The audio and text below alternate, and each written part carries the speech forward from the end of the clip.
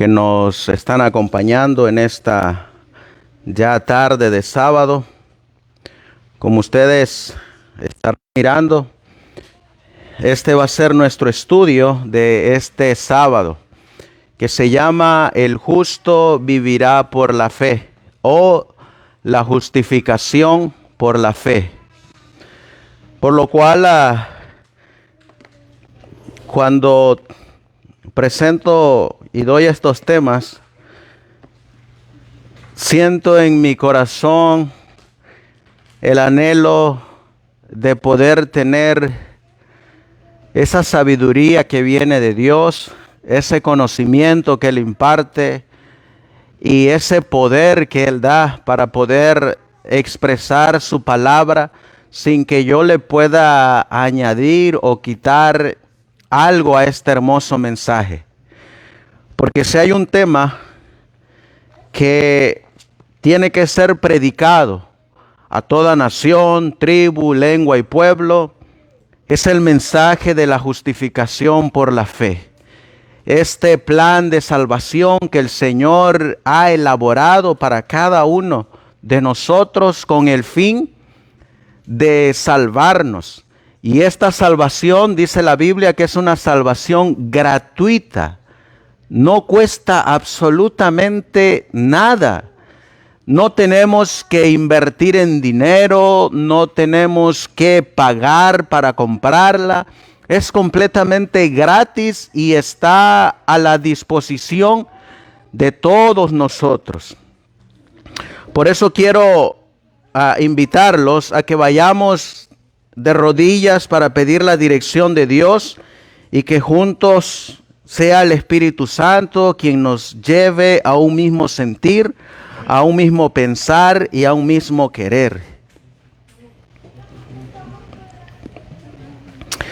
Amantísimo Dios, que tu morada está en las alturas de los cielos, caigo de rodillas, mi Dios, para suplicarte, para pedirte, para rogarte que me des de tu sabiduría, de tu conocimiento, que me des de tu poder para poder compartir este preciosísimo mensaje. Que tú dirijas mi mente, que mis labios no le añadan ni le quiten absolutamente nada a este mensaje. Que nos des a todos los que estamos aquí congregados en este lugar el poder para discernir tu palabra, para comprenderla, para examinarla, para reflexionarla, y que podamos mirar, Señor mi Dios, cuán grande es tu amor para con nosotros. Te ruego y te suplico de igual manera, mi Dios, que tus santos ángeles nos acompañen, que tu presencia se muestre en medio de nosotros, que tomes el control desde el más anciano hasta el niño más pequeño, para que juntos podamos estar en armonía. Que tu palabra hable lo que tenga que decir, Señor mi Dios. Nos levantaremos de nuestras rodillas confiados en tu palabra, pues te lo pedimos y te lo suplicamos en el precioso y bendito nombre de tu Hijo, nuestro Señor y Salvador Jesucristo. Amén. Amén.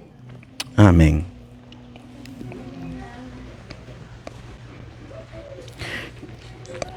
Vamos a abrir la palabra de Dios en el libro del Evangelio de San Juan, en el capítulo 3 y el versículo 16, que es un versículo bien conocido por nosotros. Juan capítulo 3 y el versículo 16. Ahí está el mensaje de salvación. Ahí está la piedra angular del Evangelio. Ahí está resumido en un solo versículo toda la historia de la redención. Y dice la Biblia: Porque de tal manera amó, ¿quién dice ahí? Dios. ¿A quién? Al mundo, que ha dado a su Hijo unigénito, para que todo aquel que en él cree no se pierda, mas tenga vida eterna. Encontramos ahí a dos miembros de la divinidad, al Padre y al Hijo, en ese plan de redención para restaurar al hombre, restaurarlo de la caída del pecado. Si nos movemos a el libro de Romanos capítulo 5 y el versículo 8, miraremos que el apóstol Pablo también comprendió que sin Cristo nada podemos hacer y que la salvación se obtiene por medio del amor. Dice la Biblia en Romanos 5:8, mas Dios muestra, ¿qué cosa dice ahí? Su amor para ¿con quién? Para con nosotros. ¿Y cómo es que Dios muestra su amor para contigo, para conmigo, para con todos nosotros? En que siendo aún que somos nosotros pecadores, Cristo murió por nosotros.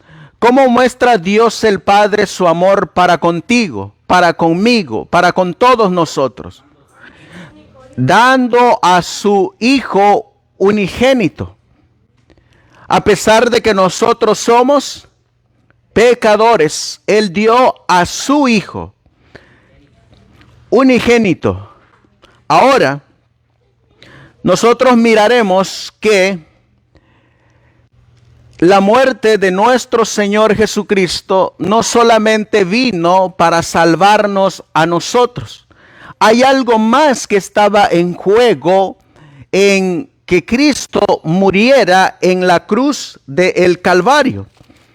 Si nosotros nos movemos a el Evangelio de Juan, en el capítulo 19, Juan capítulo 19, y leemos el versículo 30, Cristo declaró palabra. La Biblia dice en Juan 19:30, cuando Jesús hubo tomado el vinagre, dijo, ¿qué fue lo que dijo? Consumado es. Y habiendo inclinado la cabeza, entregó el espíritu. Esa expresión consumado es significa algo que se logró, algo que se realizó, algo que estaba predicho desde antes que iba a ir. Y ese algo es que la Biblia dice que Cristo tenía que venir a morir por nosotros, pero iba a venir también a manifestar algo más. En el libro de Isaías, en el capítulo 53, esa profecía mesiánica del profeta Isaías, en el capítulo 53, versículo 1 al 5, dice la Biblia, ¿quién ha creído a nuestro anuncio? ¿Y sobre quién se ha manifestado el brazo de Jehová? Versículo 2, subirá cual renuevo delante de él, y como raíz de tierra seca, no hay parecer en él, ni hermosura le veremos, mas inatractivo para que le deseemos.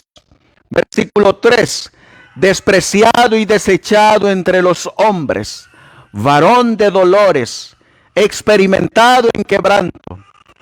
Como que escondimos de él el rostro, fue menospreciado y no lo estimamos. Ciertamente llevó él nuestras enfermedades y sufrió nuestros dolores, y nosotros le tuvimos por azotado, por herido de Dios y abatido. Versículo 5. Mas el herido fue por nuestras rebeliones, molido por nuestros pecados. El castigo de nuestra paz fue sobre él, y por su llaga fuimos nosotros curados. Esto es lo que ocurrió cuando él dijo, consumado es.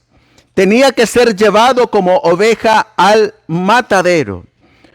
Si nos movemos al libro de Salmos, en el libro de Salmos,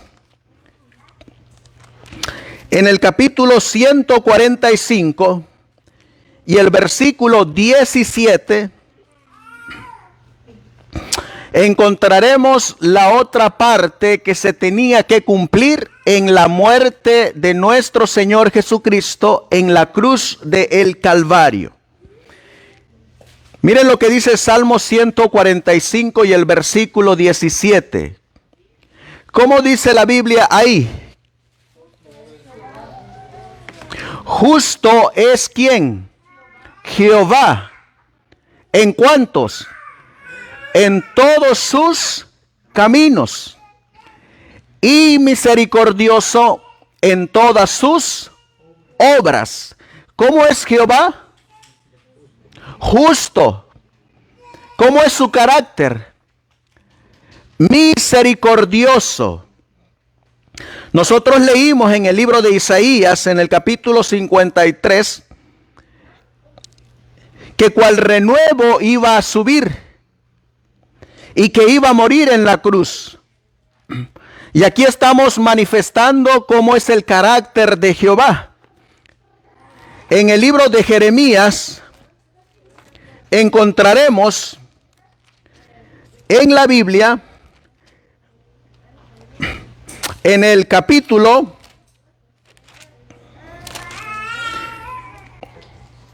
en el libro de Jeremías, capítulo 23, versículos 5 y 6, el carácter tanto del Padre como del Hijo.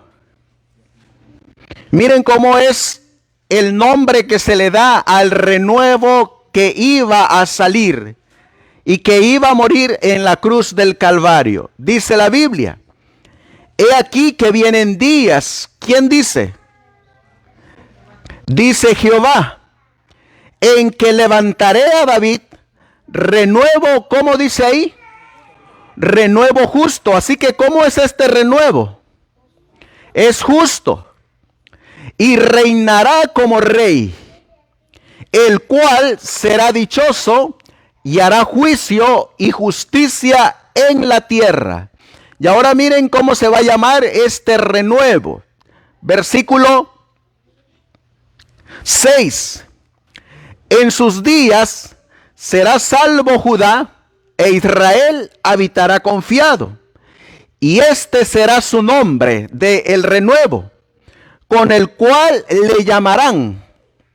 ¿Cómo se llama el renuevo? Jehová, justicia nuestra. Así que este renuevo se llama Jehová, justicia nuestra, porque Él es justo. Así que en la cruz del Calvario, Él no solamente iba a decir consumado es, porque dio su vida por nosotros, sino que también iba a hacer algo más. Miren lo que dice en un libro titulado Patriarcas y Profetas. Se nos da este comentario hablando de el sacrificio expiatorio de nuestro Señor Jesucristo en la cruz del Calvario. Pero el plan de redención tenía un propósito todavía más amplio y profundo que el de salvar al hombre. Así que el plan de redención no es solamente que Cristo iba a salvar al hombre. Hay algo más todavía profundo que dice la Biblia. Cristo no vino a la tierra únicamente por este motivo. ¿Vino a la tierra solamente para salvar al hombre? No, vino por algo más. No vino meramente para que los habitantes de este pequeño mundo acataran la ley de Dios como debe ser acatada. ¿Vino solamente para que obedeciéramos a Dios? No, vino todavía por algo más profundo. Y miren, ¿para qué vino también? ¿Qué dice lo subrayado en amarillo? Sino que vino para indicar el carácter de Dios ante el universo. Dice que también Él vino para vindicar ¿qué cosa? El carácter de Dios ante ¿quiénes? Ante el universo. Ante todo el universo vino Cristo para vindicar el carácter ¿de quién? De su Padre. Cuando nosotros vemos y nos movemos al libro de Apocalipsis, la Biblia nos va a relatar una batalla que se realizó en el cielo. Apocalipsis capítulo 12, versículo 7. Apocalipsis 12, 7. Y hubo una gran batalla, ¿dónde? En el cielo. Miguel y sus ángeles luchaban contra el dragón y luchaban el dragón y sus ángeles. Versículo 8. Pero no prevalecieron, ni se halló ya lugar para ellos en el cielo. Versículo 9. Y fue lanzado fuera aquel gran dragón, la serpiente antigua, que se llama Diablo y Satanás, el cual engaña a quienes, al mundo entero. Fue arrojado a la tierra y sus ángeles fueron arrojados con él. ¿A quién engañó primeros? ¿A los del mundo o a los ángeles que fueron arrojados con él? A los ángeles que fueron arrojados con él engañó primero. La pregunta es, ¿de qué los engañó? Los engañó del carácter de Dios, que el carácter de Dios no es justo ni misericordioso, que el carácter de Dios no es benevolente, que no perdona, que no redime, que no restaura. Estaba platicando con mi hermano Emiliano y me estaba comentando de un audio que él estaba escuchando, donde muchos toman esa situación que vivió el Padre y el Hijo en la cruz, donde dicen que cuando Cristo dijo las palabras, Dios mío, ¿por qué me has desamparado? Dicen que Dios Padre dejó solo a su Hijo y que Él no es un Dios de amor, porque lo dejó solo. Y eso es lo que Satanás quiere hacer, está tergiversando el carácter de Dios. ¿Y cómo es Dios de acuerdo a Salmo 145 y el versículo 17? ¿Se acuerdan cómo es el carácter de Dios? Justo y misericordioso, grande en misericordia. Miren lo que nos dice este comentario de este otro libro que se llama Palabras de Vida del Gran Maestro. ¿Cómo dice aquí? Satanás es ¿qué cosa? Un engañador. El apóstol Juan le llama el padre de la mentira. Cuando él pecó en el cielo, aún los ángeles leales no discernieron plenamente su carácter. Esta es la razón por la cual Dios no destruyó en el acto a Satanás. Les hago la pregunta, ¿podía Dios destruir a Satanás en ese mismo instante? Sí, podía. Pero ¿por qué no lo hizo? ¿Por qué no lo destruyó en el instante? Porque Él es justo y misericordioso. ¿Saben ustedes que lo que nosotros leímos en Mateo 18, vamos a regresar en la escuela sabática, Mateo capítulo 18,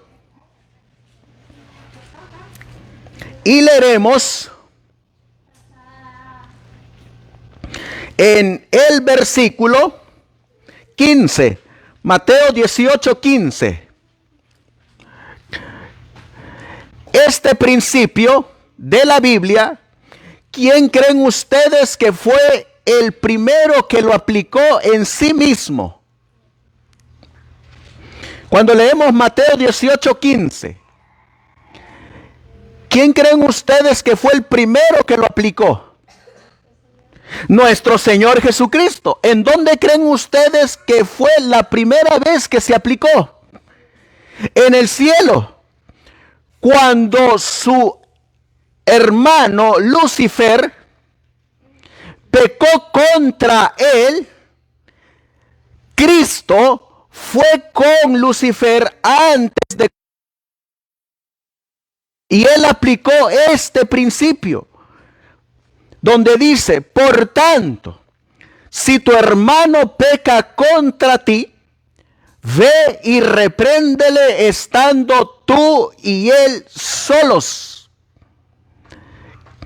Y ahí tenemos a Cristo y a Lucifer antes de que Lucifer se convirtiera en Satanás. Y Cristo está yendo a conversar con Lucifer para decirle, ¿qué te he hecho?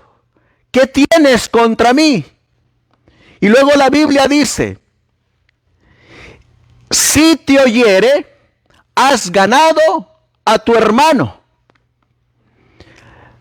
Da la casualidad que en este caso Lucifer no quiso escuchar ¿a quién? A su hermano, a Cristo. Y por consiguiente, Cristo siguió el segundo paso bíblico. ¿Cuál es el segundo paso bíblico? Versículo 16. Miren lo que dice. Aún contigo a uno o dos, para que en vos o tres testigos conste toda palabra. Ese paso también lo siguió nuestro Señor Jesucristo. Y por tercera vez el Señor toma este paso. Versículo 17. Y si no los oyere a ellos, ¿qué dice ahí la Biblia? Dilo a la iglesia. ¿Saben que la palabra iglesia significa un conjunto de hermanos reunidos para una obra de adoración? Eso es lo que significa iglesia. Iglesia no son estas paredes. Iglesia somos los miembros que componemos ese grupo. Un grupo reunido para un acto de adoración. ¿Quién era la iglesia en el cielo? Los ángeles. Así que cuando Lucifer decidió no escuchar al Hijo, no escuchar el consejo de dos o tres, no escuchar el consejo de la iglesia, ¿qué tenían que hacer ahora con él? Dejarlo como gentil y publicano. ¿Y qué fue lo que dijo Apocalipsis 12:9? Y no prevalecieron más en el cielo. Así que, ¿cuál fue la consecuencia? Fue arrojado del cielo, porque quedó como gentil y como publicano. Pero da la casualidad que cuando Satanás fue arrojado, no fue arrojado solo. Arrojado. con sus ángeles. Ahí Lucifer se convierte ahora en Satanás, el diablo, la serpiente antigua, y a los ángeles santos, ahora ¿cómo se les llama? Ángeles caídos. Por eso miren lo que sigue diciendo este comentario. Dice aquí, por esa es la razón que Satanás no fue destruido en el acto, porque en la mente, aquí tenemos una ilustración, aquí tenemos a Lucifer ya convertido en Satanás, los ángeles a los cuales él engañó, que fueron arrojados juntamente con él. Cuando Satanás fue arrojado, ¿cómo creen ustedes que él fue arrojado?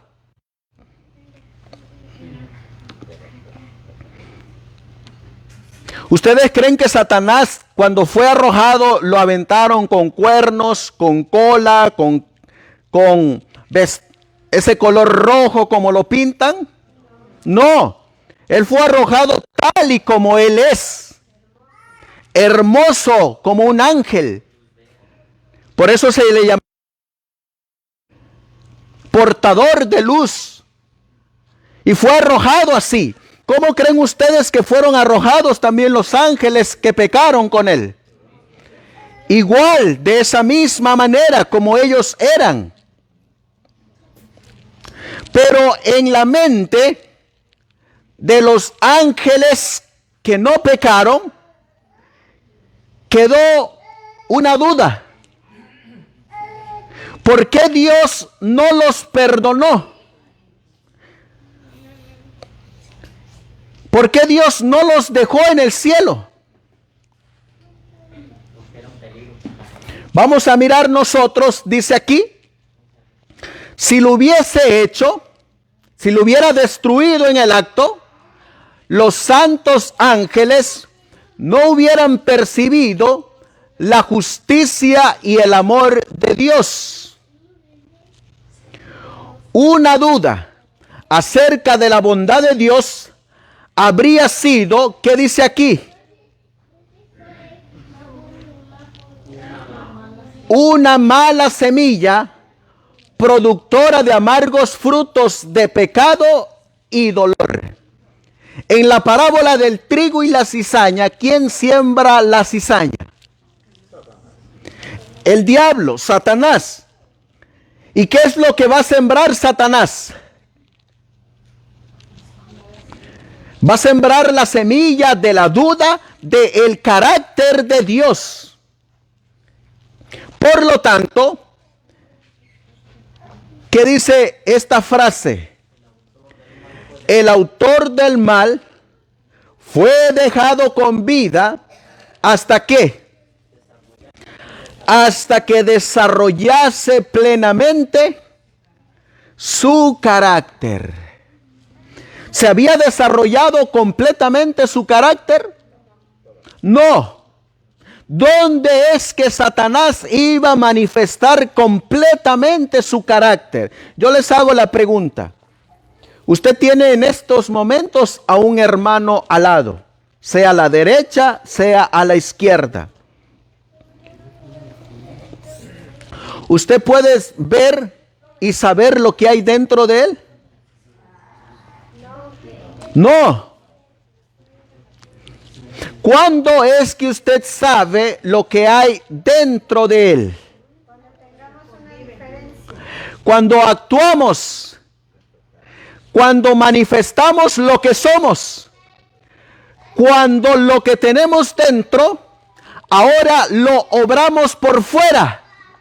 La Biblia dice, de la abundancia del corazón, habla la boca. De la abundancia que tenemos dentro es lo que vamos a manifestar por fuera. Y hubo un acto donde Satanás manifestó todo lo que traía aquí adentro. Vamos a leerlo en el Evangelio de Mateo. En el Evangelio de Mateo, la Biblia nos va a decir, en el capítulo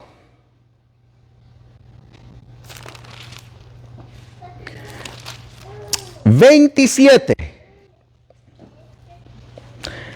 Mateo capítulo 27, versículo 1. Mateo 27, 1. Dice la Biblia: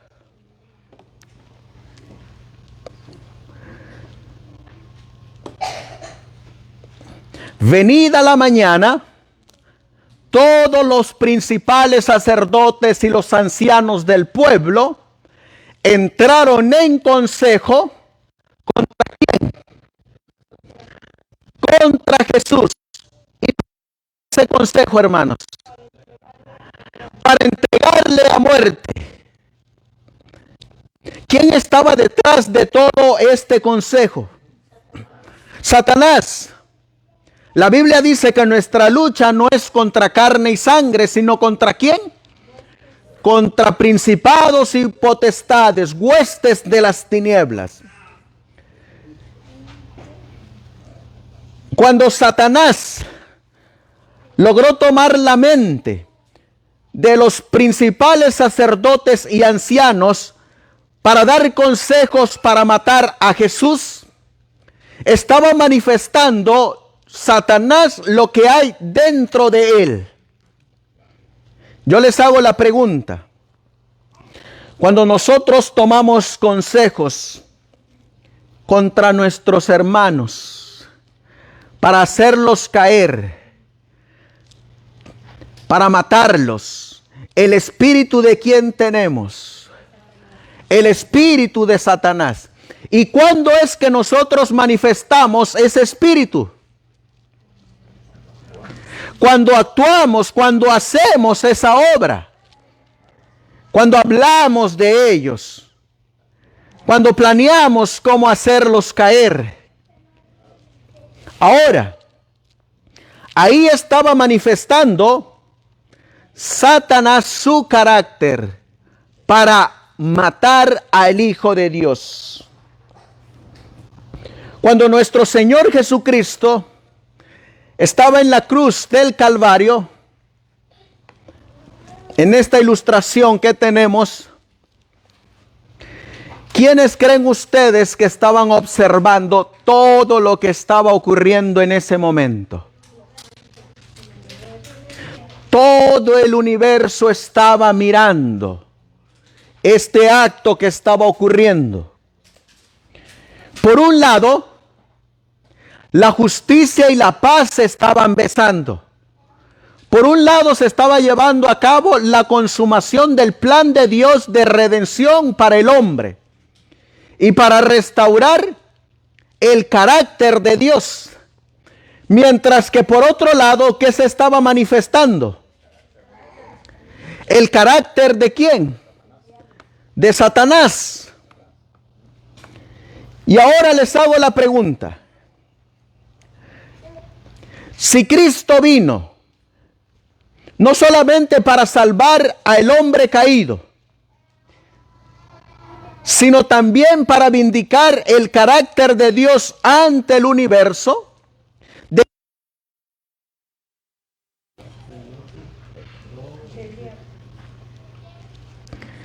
de nosotros también lo tiene que vindicar. ¿Qué concepto tenemos nosotros del carácter de Dios? ¿Conocemos a Dios? ¿Hemos tratado a Dios? ¿Confiamos en Dios? ¿Qué pensamos de Dios? ¿Qué creemos de Dios? ¿Cuál es tu pensar de Dios? Porque también en nuestra mente está en juego su carácter de Él. Por un lado, Satanás, ¿qué es lo que quiere, hermanos? Que pensemos como Él. Y por otro lado, ¿qué quiere nuestro Señor Jesucristo? primero que conozcamos el carácter de Dios y luego que lo representemos. Así que hay una lucha entre el bien y el mal. Hay una lucha entre cuál es el verdadero carácter de Dios. Y solo hay una manera de conocer el carácter de Dios. ¿Saben cuál es esa manera?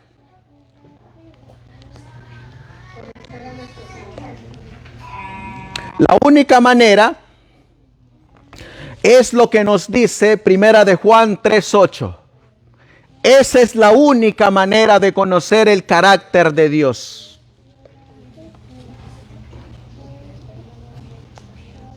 Vamos a leerlo. ¿Cuál es la única manera de conocer a Dios? Primera de Juan es 4:8. Primera de Juan 4:8. Dice la Biblia: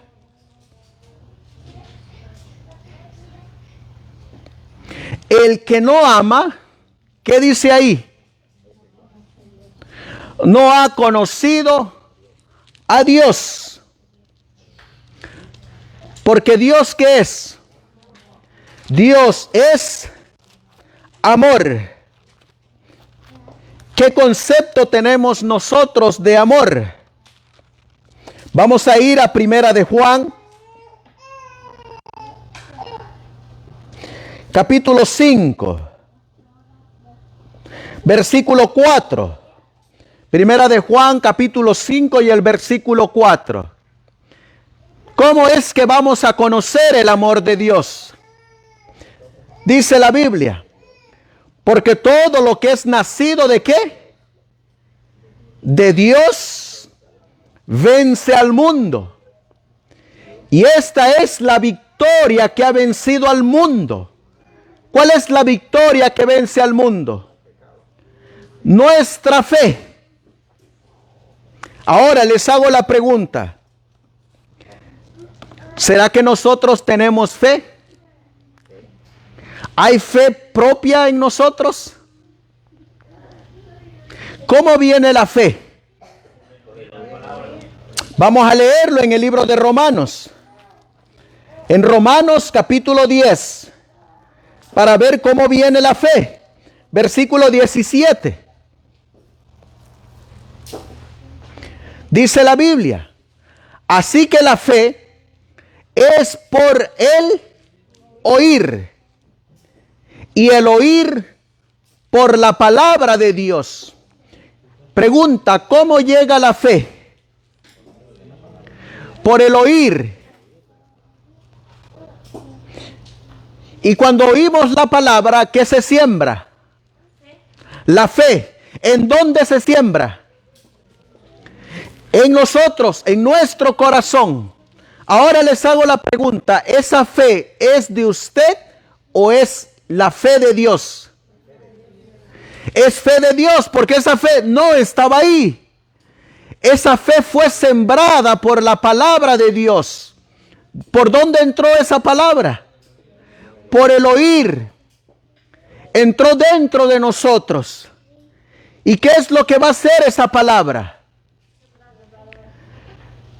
Va a producir fe. ¿Alguien sabe cómo nace la fe?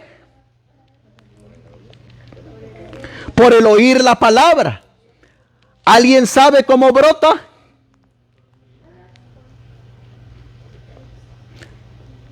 Eso es un misterio. Nadie sabe cómo brota. Pero ahí la tenemos. Porque nos llegó la palabra. La palabra entró por el oído, se adentró a nosotros. Esa palabra brotó para producir un fruto. El profeta Isaías dice que él envía la palabra para hacer lo que él quiere que haga esa palabra. Y esa fe brota sin saber el hombre cómo. Pero ahí está, dentro del ser del hombre. Ahora les hago la pregunta: ¿sabemos qué es fe? ¿Qué es fe, hermanos? Vamos a leerlo en el libro de Hebreos. Hebreos, capítulo 11, versículo 1. Hebreos 11, 1. Es pues la fe la certeza de lo que se espera, la convicción de lo que no se ve. Les hago la pregunta, ¿ustedes entienden lo que leen ahí? A veces no lo entendemos. Porque dice aquí, es pues la fe la certeza de lo que se espera, la convicción de lo que no se ve. Hermano José. Hermano, yo tengo un testimonio. A ver. Tú dijiste que nadie sabe cómo brota la fe. Para mí, la fe brota en tu sentir. Que tú sientes. Porque un ejemplo, vas con un doctor y has ido con varios doctores y llegas con uno y sientes algo en tu ser. Que te está aliviando, sientes un alivio, entonces ahí tú sientes confianza en aquel doctor. Y yo siento que esa es fe. Así es. Siento que esa es Así fe. es. Entonces, ¿de dónde brotó la fe? En tu sentir, lo que uno siente. Porque si encuentras una persona que te echa mentiras, que te miente, que te daña, que te perjudica, no vas a sentir fe, no sientes nada en tu corazón, al contrario, sientes deseos de alejarte de aquello. Pero si tienes un compañero de trabajo que lo ves, que él es responsable, puntual, tú sientes confianza, sientes fe. Y la fe no la ves, la sientes, brota de tu sentir. Entonces pienso que sí se siente, sí brota de ti. Amén.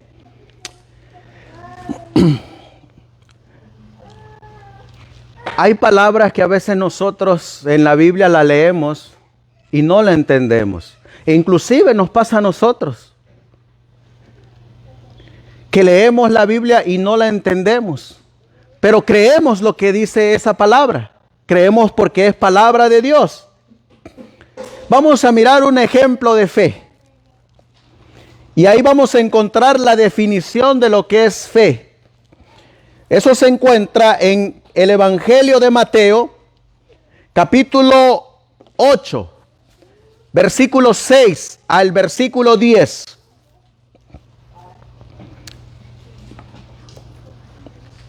Dice la Biblia: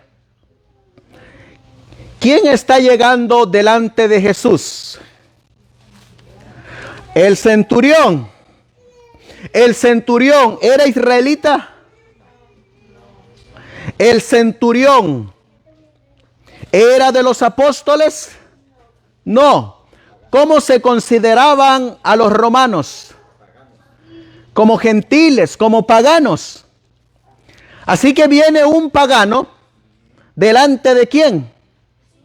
De Jesús. Y miren lo que va a decir el centurión. Dice: entrando Jesús en Capernaum, vino a él un centurión rogándole y diciendo: Señor, mi criado está postrado en casa, paralítico, gravemente atormentado. Y Jesús le dijo: yo iré y le sanaré. Versículo 8. Respondió el centurión y dijo: Señor, no soy digno de que entres bajo mi techo. Solamente di la palabra y mi criado sanará. Versículo 9.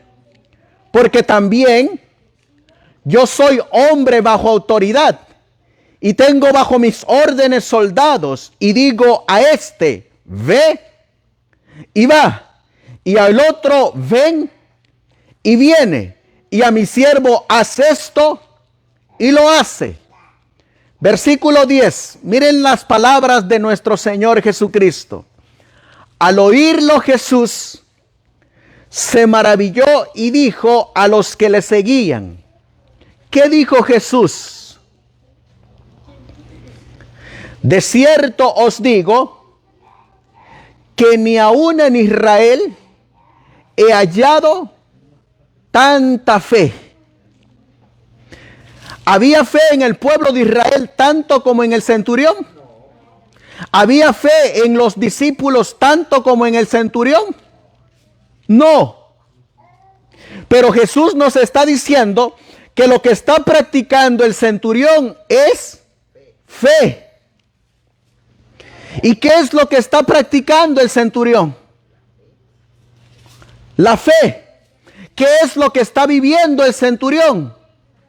La fe. Pero ¿cómo le llegó la fe al centurión? Por el oír. Así que ¿qué fue lo que debió de haber oído él? Que Jesús sanaba. Y cuando él escuchó esa palabra, produjo algo dentro de él. ¿En qué creyó el centurión? Creyó en el ser. ¿Y en qué más creyó? En la palabra. ¿En la palabra de quién? De Jesús. Y miren cómo lo complementa el centurión, lo que es fe. ¿Quería el centurión que fuera Jesús a su casa, hermanos? ¿Qué era lo único que quería el centurión de Jesús?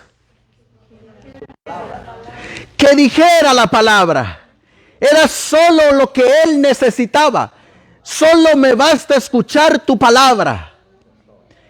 ¿Y qué era lo que quería escuchar de Jesús? ¿Qué era lo que él iba buscando? Sanidad. ¿Para él o para quién? Para su criado. Así que ¿qué era lo que él les quería escuchar de Jesús?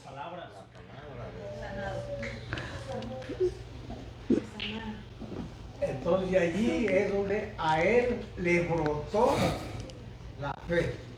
Entonces ahí es donde cada ser humano le entra la palabra y de ahí brota la fe. Cuando oímos la palabra de Dios, dentro de nosotros brota la fe. Y lo que el centurión quería escuchar es: solo di que mi criado sanará. ¿Y qué esperaba que se realizara al momento de Cristo decir: tu criado sanará? Porque ya le había brotado la fe, ya creía en él, creía en su palabra. Ahora, ¿cuál iba a ser el resultado de esa fe en el centurión? Que el criado iba a ser sanado. ¿Por la presencia de Jesús? No. ¿Por qué es que fue sanado el paralítico, el criado? Por la palabra de Jesús. Ahora les hago la pregunta, hermanos. Aquí, en este lugar, ¿qué necesitamos? ¿La presencia o la palabra? Necesitamos creer en Cristo. Porque decimos que creemos en Cristo, pero no tenemos la fe que necesitamos de Cristo. Porque si tuviéramos esa fe de Cristo, nuestras vidas serían diferentes, nuestra manera de vivir sería diferente también. Seríamos un ejemplo. Pero aún sin embargo, decimos que creemos en Jesucristo, pero nuestras acciones no es lo que hablamos. Necesitamos creer en Cristo y en su palabra. ¿Qué es lo que necesitamos? Vamos a leerlo en Apocalipsis capítulo 14, versículo 12. Apocalipsis capítulo 14 y el versículo 12. ¿Qué es lo que necesitamos?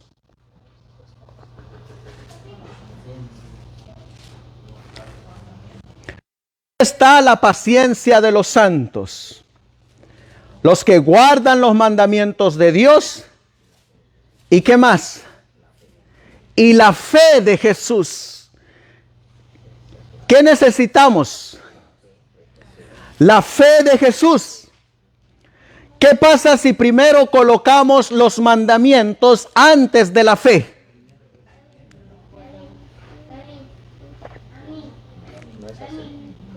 ¿Qué pasa si colocamos primero los mandamientos antes que a Jesús?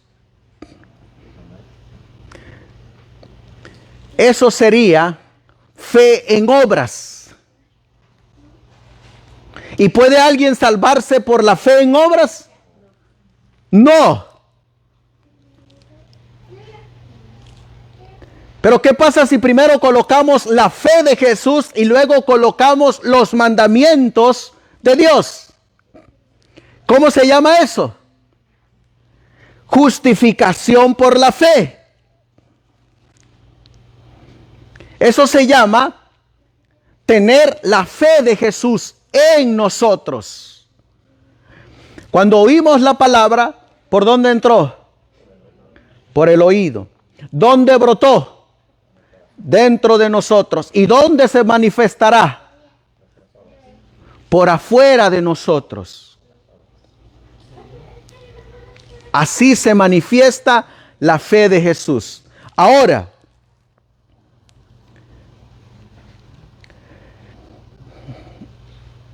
¿qué le dijo Cristo al centurión?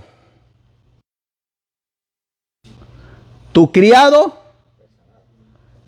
sanará. Cuando el centurión llegó a su hogar, ¿cómo encontró a su criado? Sano. ¿En qué momento encontró a su criado sano?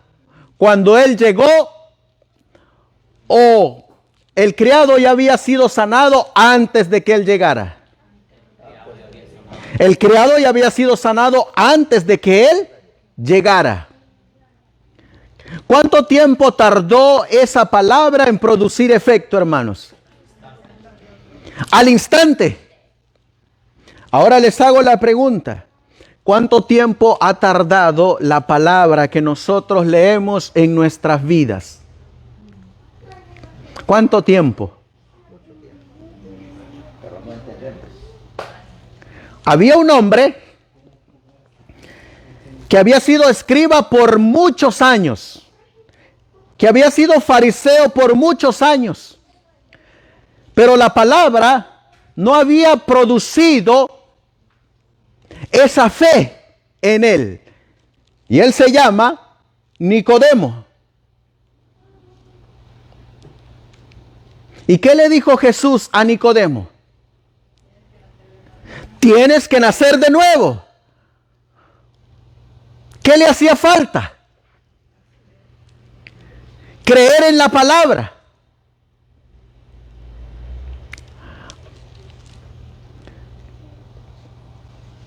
Vamos a ir al libro de Génesis capítulo 1. Génesis capítulo 1. ¿Quién creó los cielos y la tierra, hermanos? La Biblia dice que Dios. Pero detalladamente, ¿quién creó la tierra y los cielos? Nuestro Señor Jesucristo. Colosenses 1:14 al 16 nos los dice, que fue detalladamente Cristo quien creó los cielos y la tierra.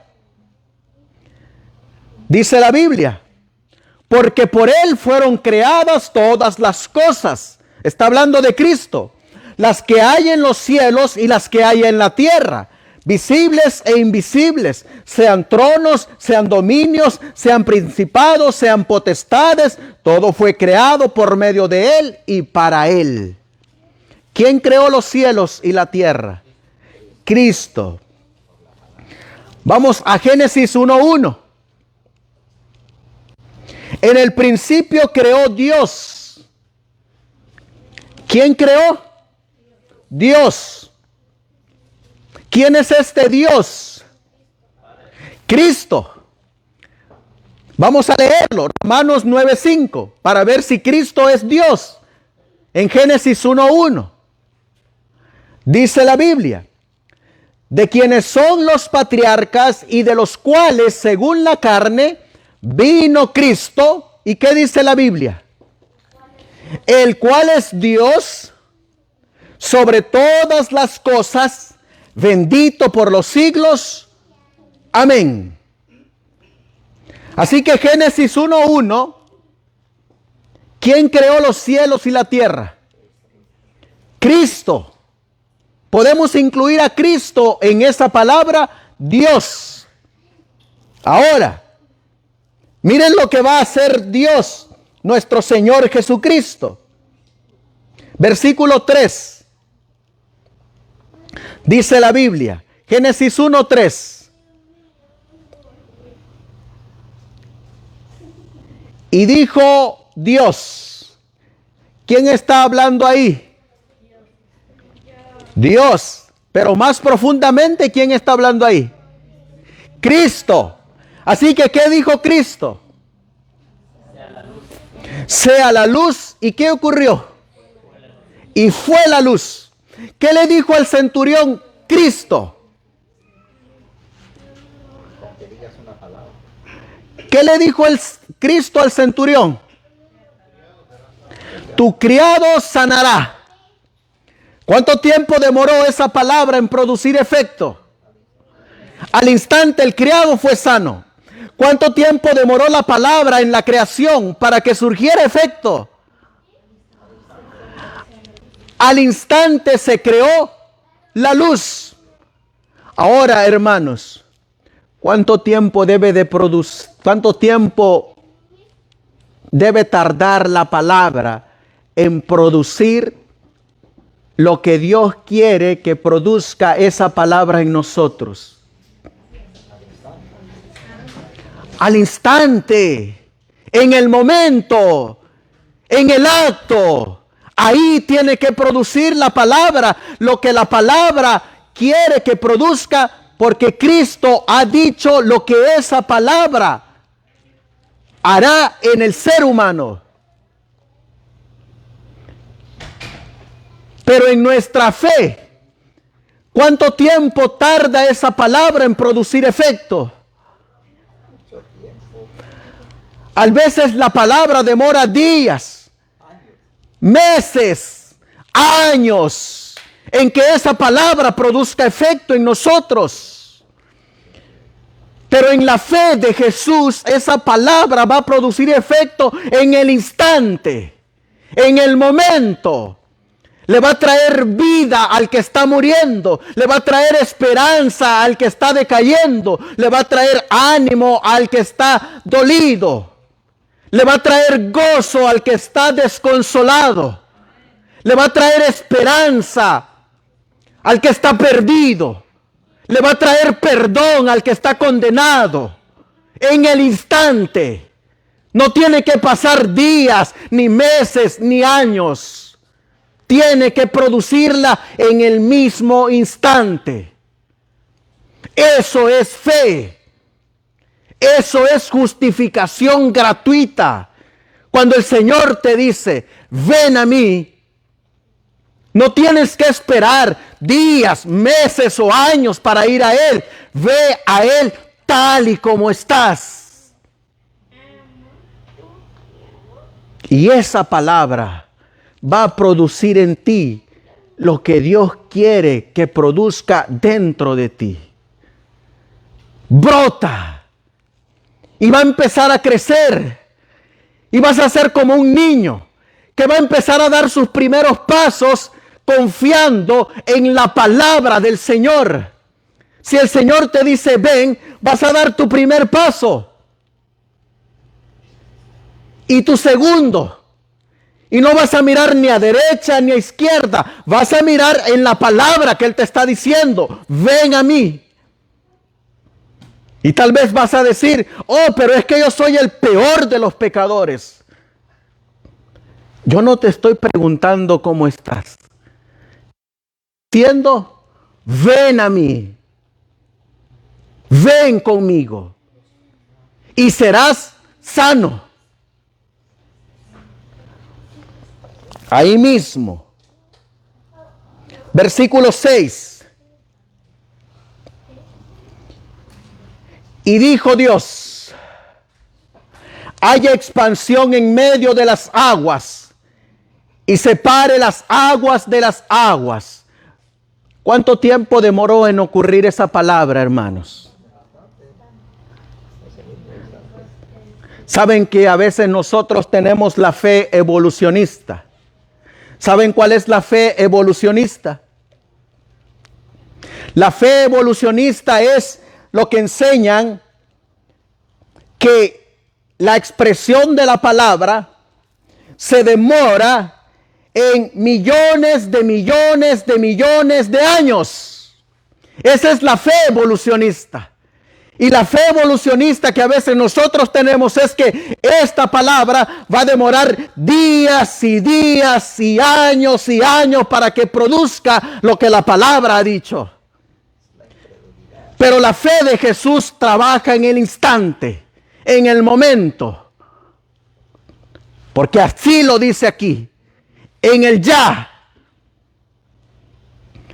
En una palabra, hermanos, aquí encontramos la definición de lo que es fe. Aquí está. La fe es esperar que la palabra de Dios cumpla lo que dice. ¿No fue eso lo que creía? ¿No fue eso lo que tenía el centurión? ¿No fue eso lo que vivió el centurión? ¿No fue eso lo que experimentó el centurión? Solamente di la palabra. No necesitas ir a mi casa. No necesitas poner un pie en mi hogar. No necesito que tú estés ahí con tus discípulos. No, yo solamente quiero que me digas la palabra. Eso es fe. Yo les hago la pregunta. ¿Ustedes tienen este libro en su casa? Así que, ¿qué tenemos en la casa? La palabra de Dios. ¿Y cómo llega la fe?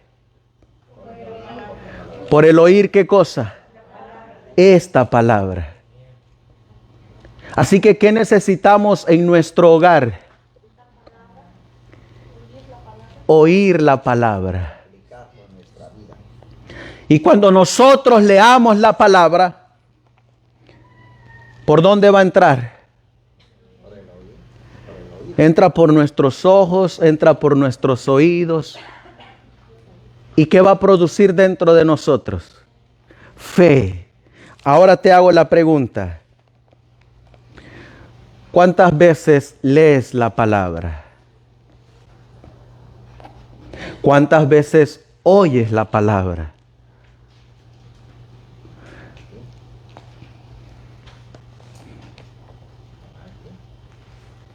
¿La leemos todos los días para alimentar nuestra fe? ¿Creemos en lo que dice ahí, tal y como lo creyó el centurión? Miren qué más sigue diciendo aquí. La fe es esperar que la palabra de Dios cumpla lo que dice y confiar en que esa palabra cumple lo que dice. Puesto que eso es fe, y la fe viene por la palabra de Dios, podemos esperar que sea esta misma la que enseñe que la palabra tiene en sí misma el poder para cumplir lo que dice. Vamos a leer Romanos. Romanos capítulo 3.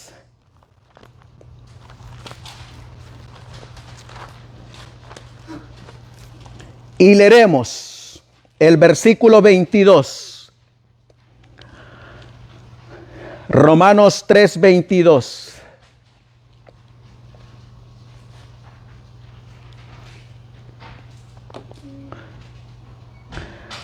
La justicia de Dios, ¿por medio de qué? Por medio de la fe, ¿en quién? En Jesucristo. ¿Cómo obtenemos la justicia de Dios? Por medio de la fe. ¿Y qué es fe? Creer en que la palabra va a cumplir lo que ha dicho.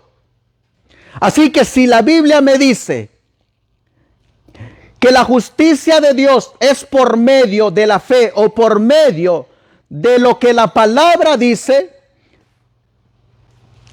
entonces cuando la Biblia te dice en el versículo 24, siendo justificados gratuitamente por su gracia, ¿qué debo de creer? Que estoy justificado. ¿Tengo que esperar días para creer eso? ¿Meses, años? ¿O cuándo es que tengo que creer esta palabra? En el momento, en el instante, en el ya. ¿Y qué dice aquí? Por su gracia. ¿Cuesta dinero, hermanos? Es gratis. No cuesta nada. ¿Y cuándo la debo de obtener? En el instante. En el momento en que Cristo te dice, en el momento en que la palabra de Dios te dice, siendo justificados gratuitamente por su gracia, mediante la redención que es en Cristo Jesús. Ahora les hago la pregunta, ¿lo creen? ¿Creen que son justificados? Yo sí lo creo. Yo creo que Cristo murió por mí.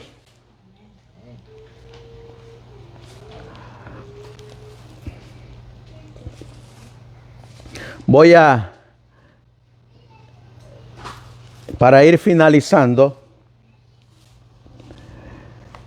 leerles la fe de Jesús en el paralítico.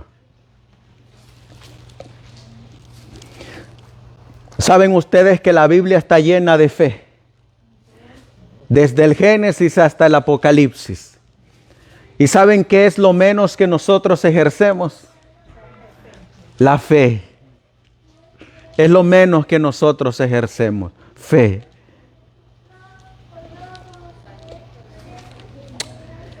Esta historia vamos a encontrar nosotros en el Evangelio de Lucas, capítulo 5, versículo 17.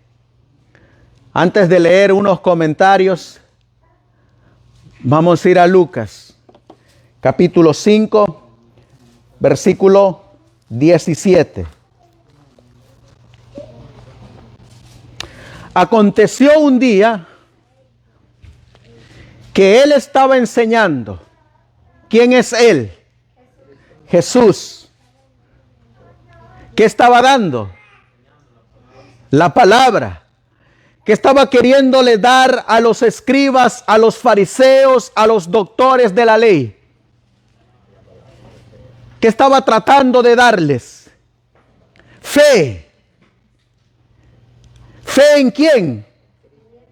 Fe en Cristo. Romanos nos dijo que nosotros somos justificados gratuitamente por la gracia, ¿en quién? En Jesucristo. ¿Saben ustedes que hoy en día también, lamentablemente, muchos han colocado su fe en organizaciones, en templos, en denominaciones, en iglesias, a tal grado que dicen, si me salgo de esta corporación, estoy perdido. ¿Dónde tienen puesta su fe? En la corporación. Otros dicen, si me salgo de esta iglesia denominacional, estoy perdido. ¿Dónde tienen colocada su fe? En la denominación. Pero ¿qué dice la palabra? ¿En dónde debe de estar puesta nuestra fe? En Cristo, el autor y consumador de nuestra fe. ¿Qué fe tienen ellos? ¿Tienen la fe de Jesús? Tienen fe denominacional. No tienen la fe en Jesús, ni de Jesús. Miren el caso. Este paralítico, ¿en quién tenía puesta su fe? ¿En el pueblo judío? ¿En los fariseos? ¿En los doctores? ¿En quién? En Cristo. Y estaban sentados los fariseos y doctores de la ley, los cuales habían venido de todas las aldeas de Galilea y de Judea y de Jerusalén. Y el poder del Señor, ¿qué dice ahí? Estaba con él para sanar. ¿Qué se le va a otorgar a los predicadores del mensaje del cuarto ángel? El poder del evangelio. Versículo 18. Y sucedió que unos hombres que traían en un lecho a un hombre que estaba paralítico, procuraban llevarle adentro y ponerle delante de él. Versículo 18. ¿A dónde querían ir estos hombres?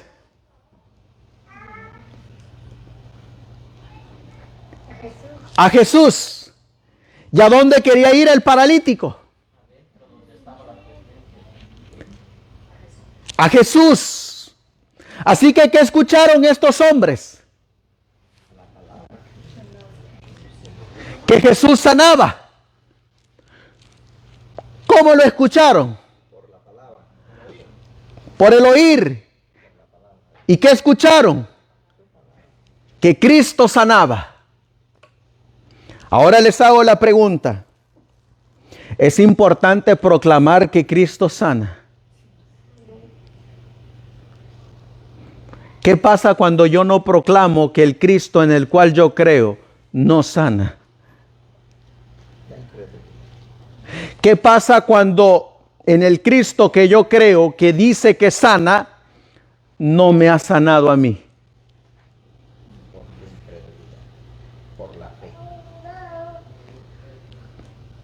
Miren lo que dice, versículo 19.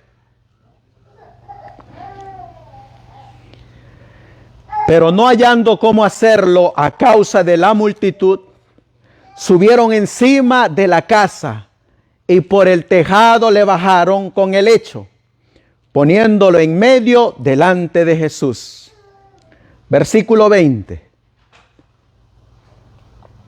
Al ver él la fe de ellos, le dijo: hombre, tus pecados te son perdonados.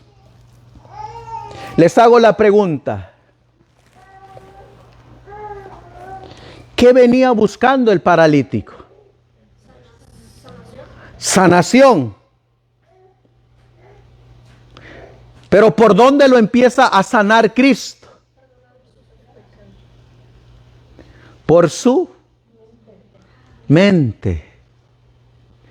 ¿Qué cargaba él en su mente?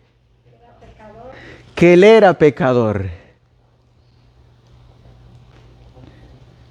Yo les hago la pregunta, hermanos. ¿Ustedes han sido atormentados por ese pensamiento? Que son pecadores, que soy pecador. Sí, Yo también. Pero ¿qué le dijo Cristo? Tus pecados te son perdonados. ¿Cuánto tiempo pasó para que el paralítico creyera esto? ¿Días? ¿Meses? ¿Años? ¿O lo creyó en el instante? En el instante lo creyó. Te hago la pregunta. ¿Cuánto tiempo ha pasado para que tú creas que Cristo ha perdonado tus pecados? ¿Será acaso que a veces no pensamos y nos viene a la mente la duda, ¿y será que Cristo me perdonó aquel pecado que hice?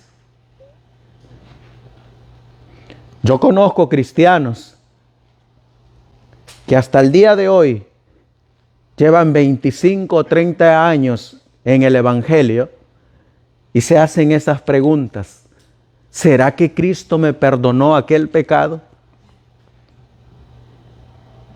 ¿Por cuántos años había sido este pecador? ¿Por cuántos años? La Biblia dice, por cuanto todos pecaron y están destituidos de la gracia de Dios. Miren lo que nos va a decir el comentario. Yo cuando leí esta palabra, yo decía, qué gran fe de los hermanos de este paralítico. ¿Será que la fe de alguien más nos pueda ayudar a nosotros?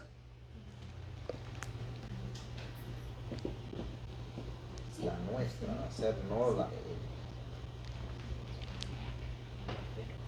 de nosotros. La fe del centurión.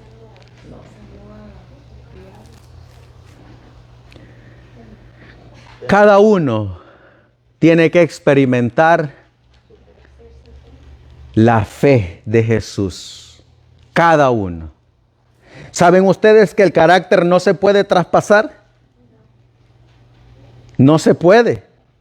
Y ese carácter la va a producir solamente la fe de Jesús. Solamente. Miren lo que dice. La fe del paralítico. Dice aquí, me referiré al paralítico, que no había usado sus miembros por muchos años. Allí estaba. Los sacerdotes, ¿quiénes más? Los doctores de la ley, ¿quiénes más? Y los escribas, ¿qué habían hecho ellos? Examinaron su caso y lo declararon incurable. ¿A quién había ido el paralítico? ¿Había ido al lugar correcto? No. Había ido con los hombres. ¿En dónde estaba puesta su fe? En los hombres primeramente. ¿Y cómo lo declararon los hombres? Incurable. En otras palabras, lo declararon pecador. No puede ser sanado. No puede ser restaurado.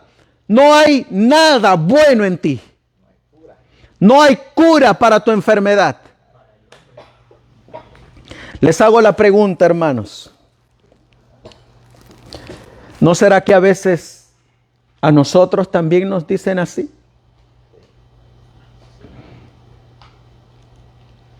Cuando vamos a los doctores, a los escribas, a los sacerdotes, y ellos nos dicen, tu pecado no tiene cura. Tu pecado no tiene perdón. Vas a ser pecador el resto de tu vida. No hay perdón para ti. Vas a morir en tus pecados. Eso fue lo que le dijeron al paralítico. Y miren lo que esa palabra surgió en el paralítico.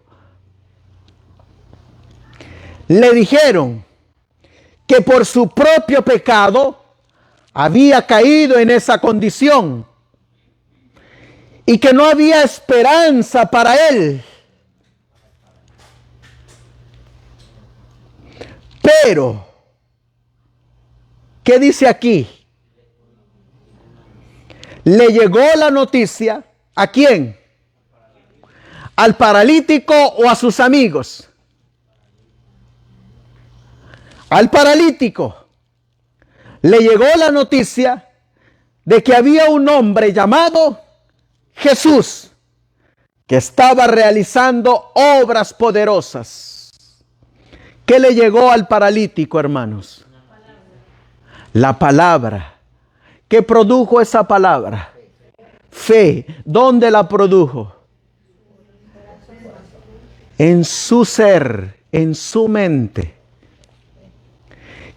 ¿Cuánto tiempo demoró esa palabra en surgir efecto?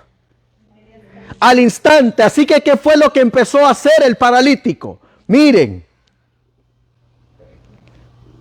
Le llegó la noticia de que Jesús estaba realizando obras poderosas. Sanaba a los enfermos. Y hasta había resucitado a los muertos. ¿Qué tenía muerto él? Su espíritu. ¿Qué más tenía muerto? Sus miembros estaban muertos. Y ahora miren lo que produjo esa palabra. ¿Qué dice aquí? Pero, ¿cómo puedo ir a él? ¿En qué estaba pensando ahora? ¿Cómo voy a llegar a él? ¿Qué hago? Preguntó. ¿A quién le preguntó? A sus amigos. ¿Qué respondieron sus amigos? Nosotros te llevaremos a Jesús. ¿En quién brotó la fe? ¿En sus amigos o en él? En él.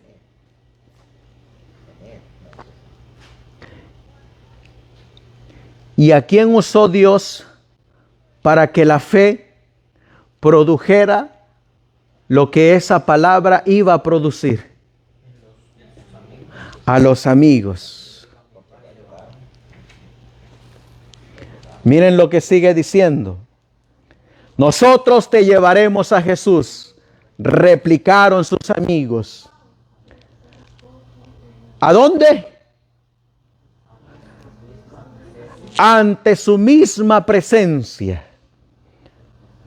Nos enteramos de que Él ha venido a tal lugar. ¿A dónde había llegado? A Capernaum. Así tomaron al hombre desahuciado y lo llevaron a donde sabían que estaba Jesús. Pero la multitud rodeaba tan apretadamente la casa donde se hallaba Jesús que ellos ni tenían posibilidad de acercarse a la puerta. ¿Qué iban a hacer? Es la pregunta. Ahora miren lo que ocurre. ¿Qué dice aquí, hermanos? El paralítico sugirió que sacaran las tejas e hicieran una abertura en el techo y lo bajaran por allí. ¿Fue el paralítico o idea de los amigos? Es la fe del paralítico. Pero esa fe es la fe de Jesús que ahora está dentro del paralítico. Y él ahora al paralítico le dice a sus amigos, ¿saben qué? ¿Quién le puso esa idea a él en la mente? Su fe, hermanos. Y ahora miren lo que ocurre. Y así puso de manifiesto, ¿qué dice aquí? Su ferviente fe. Les hago la pregunta, ¿la fe se manifiesta? Sí. La fe se manifiesta. ¿Cómo se manifiesta la fe de Jesús? Con las decisiones que tomemos para actuar. Con las obras, no nuestras, con las obras. ¿Esas obras de quién son? Son obras también de Jesús. No son mías. Es Jesús quien está colocando el querer como el hacer por su buena voluntad. Sigue diciendo aquí, ellos lo hicieron y él fue colocado justamente delante de Jesús, donde el Señor podía verlo. Y Jesús, al mirarlo, tuvo compasión de él y dijo, hijo, tus pecados te son perdonados. Marcos 2:5. Bien. ¿Qué gozo significaba eso? Y ahora miren por qué es que Cristo le dijo primero esas palabras. Jesús sabía exactamente qué necesitaba esa alma agobiada por el pecado. Sabía que el hombre había sido torturado por su propia conciencia. ¿Quién se estaba torturando? Él mismo. ¿Será, hermanos, que nosotros a veces podemos torturarnos? Cuando nosotros decimos, yo no puedo alcanzar perdón. Soy tan pecador que este pecado Dios no me lo puede perdonar. ¿O será que a veces no nos torturan cuando nos dicen, tu pecado no tiene perdón? Tu pecado no alcanza misericordia. ¿No le dijeron eso al paralítico? Y no se lo creyó él mismo. Pero hubo un momento en que él escuchó la palabra que dijo, tus pecados pueden ser perdonados. Y eso era lo que torturaba su conciencia. Así que le dijo, tus pecados te son perdonados. Qué alivio para la mente del paralítico. Qué esperanza llenó su corazón.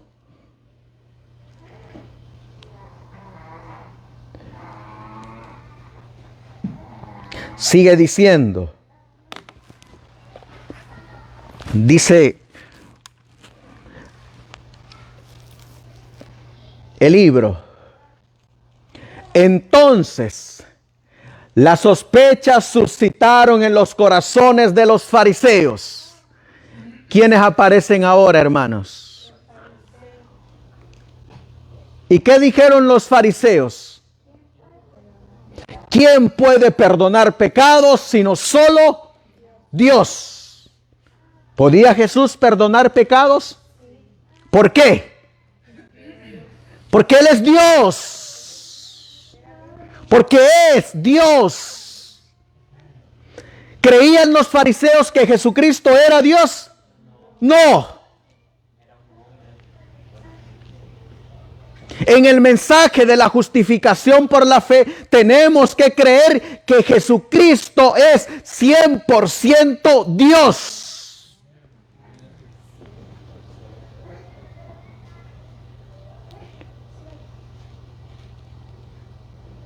En la falsa justificación van a hacer creer que Cristo no es completamente Dios. que es un Dios menor.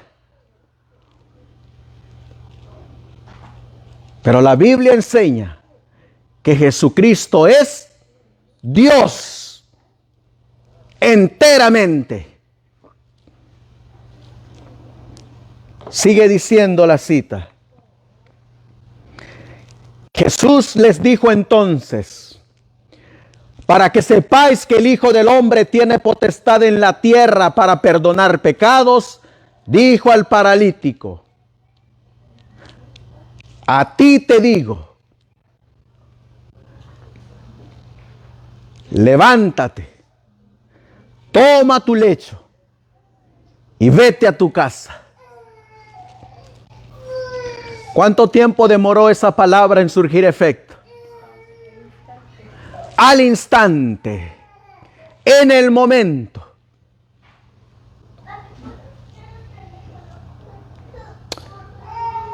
Y hace la pregunta: ¿qué? ¿Tomar el lecho con sus brazos muertos, lisiados?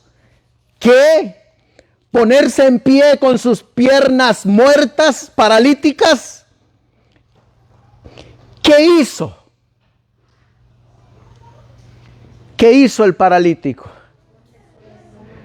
Pues hizo exactamente lo que se le ordenó. Cuestionó, preguntó, reflexionó. ¿Qué fue lo único que hizo? Actuó. Eso es lo único que hizo. ¿Qué nos pasa a nosotros a veces, hermano? Antes de dar el paso, cuestionamos. A veces dudamos. A veces reflexionamos. Y en ese proceso, ¿qué puede ocurrir? Mejor no. Mejor me quedo como estoy. No voy a dar ese paso.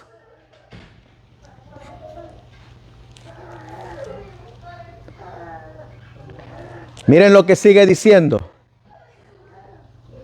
Pues hizo exactamente lo que se le ordenó. Hizo lo que el Señor le dijo que hiciera.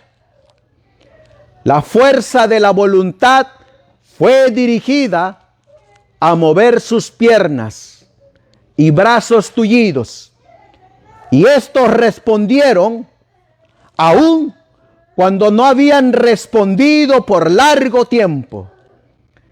Esta manifestación demostró delante de la gente que allí había uno en medio de ellos que no solo podía perdonar pecados, sino también sanar a los enfermos.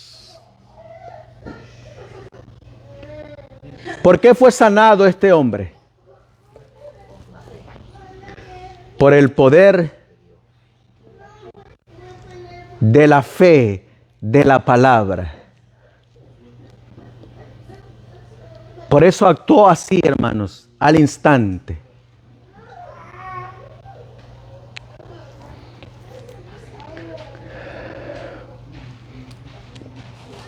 Quiero terminar con esta cita.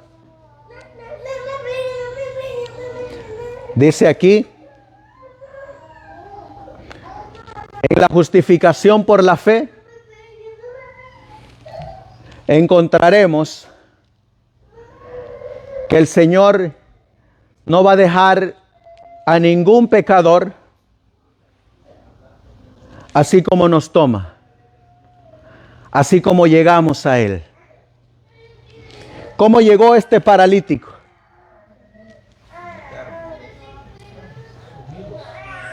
Con sus amigos. ¿Y cómo llegó él en su ser? Condenado por el... ¿Cómo más llegó? Sin poder mover los brazos, sin poder mover los pies. Y cuando salió de la presencia de Jesús al oír la palabra, ¿cómo salió él? ¿Salió como regresó? No. ¿Salió caminando? ¿Cómo salió de su mente? Limpio, restaurado. ¿Salió triste? ¿Verdad que no? Salió gozoso, porque había encontrado un Salvador, porque había encontrado a alguien que lo había sanado. Es la voluntad de Dios limpiarnos primeramente de pecado, hacernos hijos suyos y habilitarnos para vivir una vida santa. De modo que podamos pedir a Dios estas bendiciones, creer que las recibimos y agradecerle por haberlas recibido. Es nuestro privilegio. ¿Qué es? Nuestro privilegio, hermanos, ir a Jesús. ¿Para qué? Para que nos limpie y subsistir delante de la ley sin confusión ni remordimiento. Es decir, cuando estamos limpios, ¿por qué estamos limpios? ¿Por nosotros mismos? No, es por Él. Es por Él solamente.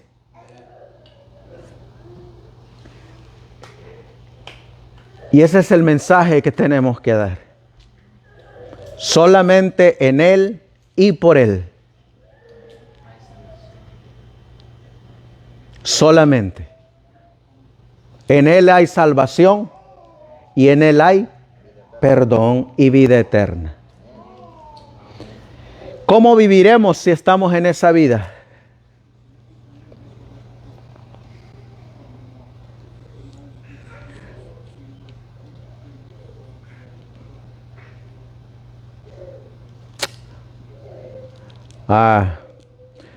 No puse aquí la cita,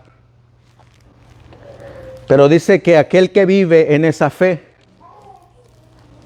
va a vivir una vida de gozo, de paz, de amor, de paciencia, de humildad, y no va a estar viviendo una vida de remordimientos de pecado. Porque en Cristo Jesús dice la Biblia que somos libres, libres de pecado. Hubo un hombre que así vivía, el gran apóstol Pablo, que vivió con Jesucristo cerca de 30 años. Y en sus comienzos, primero pasó a ser perseguidor, escuchó la palabra de Dios directamente de nuestro Señor Jesucristo cuando se le apareció en camino a Damasco, y a partir de ese toque de la fe, él empezó a decir: con Cristo estoy juntamente crucificado, y ya no vivo yo, mas vive Cristo en mí. Y lo que ahora vivo en la carne, lo vivo en la fe del Hijo de Dios. ¿En la fe de quién? Del Hijo de Dios. No es mi fe, es la fe de Él que vive dentro de nosotros, el cual me amó y se entregó a sí mismo por mí. Unos 30 años después, próximo ya a su muerte, declaró: palabra fiel y digna de ser recibida por todos, que Cristo Jesús vino al mundo para salvar a los pecadores, de los cuales fui el primero. ¿Cómo se consideraba Pablo? un pecador. ¿Y de qué lo salvó Cristo? De ser un pecador. Por eso, hermanos, ¿qué necesitamos hacer? Tener la fe de Jesús. Cuando tengamos esa fe, no vamos a cuestionar lo que la palabra de Dios dice. Cuando tengamos esa fe, no vamos a debatir en nosotros la palabra que Dios dice. Cuando tengamos esa fe, si Cristo nos dice, ven a mí y camina sobre las aguas, ¿qué creen ustedes que pasará? Caminaremos sobre las aguas. Cuando Cristo diga,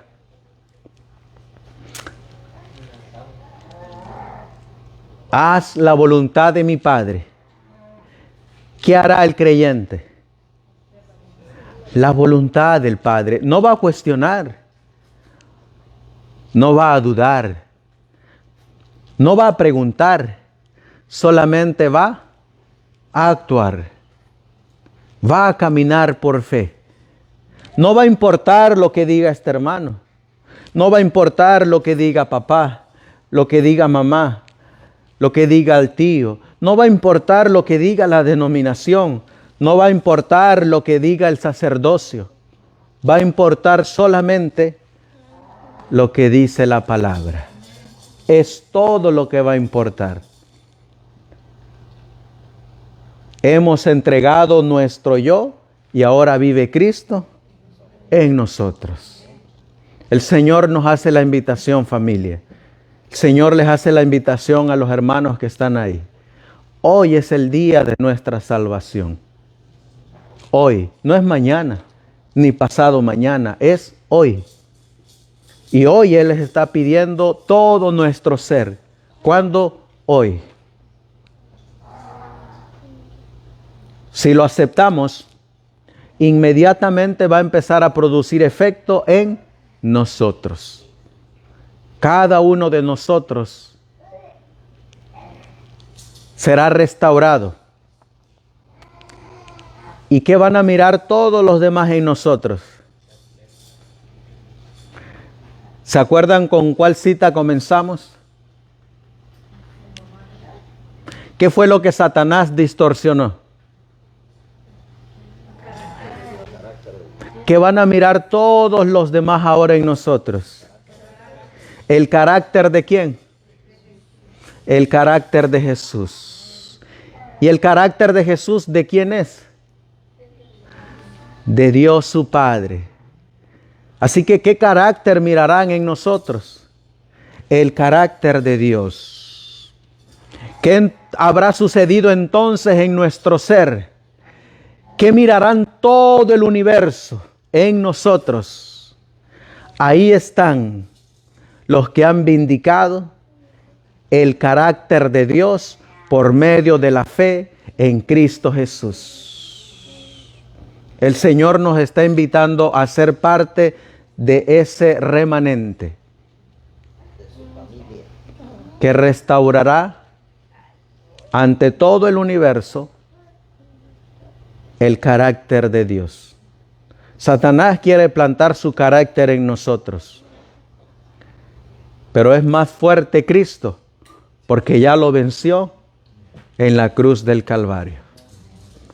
Ahora solamente necesitamos entregarle una sola cosita. ¿Qué es lo que necesitamos entregarle? Nuestra voluntad. Es todo lo que necesitamos hacer. Voy a ti, Señor, y haz conmigo conforme te plazca. Es todo. Vamos a ponernos de rodillas. Vamos a darle gracias a Dios. Y que sea su palabra la que obre en nosotros.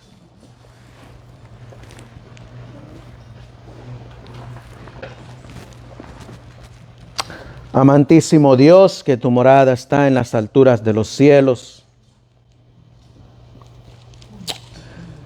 Cuando veo, mi Dios, cuando miramos, porque todos los que estamos aquí hemos mirado tu amor, tu justicia, tu misericordia. Y estamos aprendiendo, Señor mi Dios, la fe de Jesús. Esa fe que necesitamos tener dentro de nosotros para que sea manifestada en nosotros y por nosotros.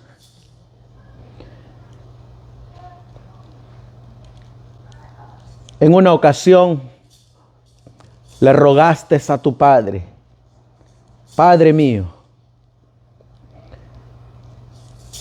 te ruego por estos para que sean uno, así como tú y yo somos uno. Estabas hablando de uno en carácter, uno en sentir, uno en pensar. Cuando alcancemos ese caminar cristiano, cuando lleguemos a la completa perfección cristiana, seremos uno con Cristo, uno con el Padre. Y todos aquellos mirarán en tus hijos tu carácter. Has prometido, mi Dios, que para culminar esta obra has de enviar la lluvia tardía. Has de enviar el poderoso mensaje del cuarto ángel. Has de enviar la presencia de tu Espíritu Santo. Has de enviar al Consolador para que nos guíe a toda verdad. Para que todo lo que pidiéramos al Padre, el Espíritu Santo nos va a ayudar a cómo pedir, porque no sabemos cómo pedir. Y Él nos va a ayudar a alcanzar la imagen y semejanza del Padre y el Hijo. Entonces se cumplirá tu palabra, que seremos restaurados a tu imagen y semejanza. No solamente seremos restaurados de este cuerpo mortal, no solamente seremos restaurados de enfermedades, sino también seremos restaurados de ese carácter que se perdió. Y ahora, por tu fe, por tu sacrificio expiatorio, se hará posible ser restaurado el hombre en toda la plenitud del carácter de la divinidad. Confiamos en tu palabra, mi Dios, que la buena obra que usted comenzó, la terminará en nosotros. Así como la terminaste en el gran apóstol Pablo, también la vas a terminar en nosotros. Ayúdanos a entregarte nuestra voluntad para que tú hagas con nosotros lo que a ti te plazca.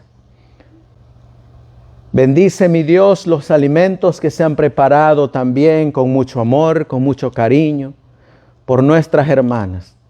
Gracias porque trajiste con bien a nuestros hermanos para reunirnos en este sábado santo. Bendícelos grandemente, Señor.